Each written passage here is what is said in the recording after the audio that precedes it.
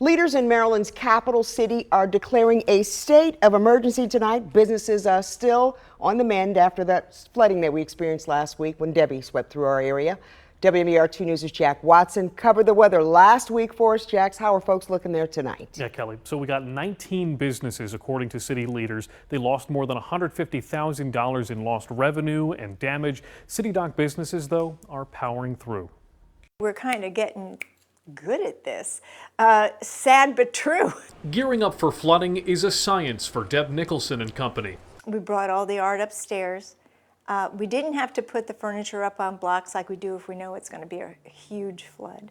But we did get the sandbags, and we have water barriers that we put on the inside, sandbags on the outside. Sandbags still lay at the front entrance of the Marine Art Gallery. Last week's flooding in Annapolis, courtesy of what was left of Debbie, wasn't quite as bad as January's, but it marked another flood the city calls historic.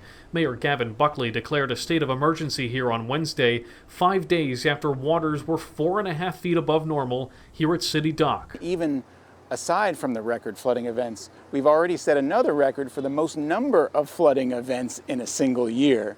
So it's just a banner year for flooding. In a news release, the mayor says the state of emergency will help with recovery efforts for the business community and give the city more flexibility, making executive and spending decisions. Anything that's, wood and stuff like that, it can't stay. Flooding means a busy schedule for Tony Brown, whose Green Machine Cleaning and Restoration helps businesses get rid of the mess. We're in the restoration business, so when customers call, it's my priority, to make sure that we do everything that we can to, get the water and stuff like that out. For Nicholson, the biggest impact was lost revenue. They had to momentarily close to clean. When you're really mopping and cleaning up, you have to close for a little bit. And again, you have to wait for the water to recede too, before you can even get that far. Folks here in Annapolis are quick to bounce back and to remember the grand scheme of things. We usually say 364 days a year, this is the most beautiful place in the world to be.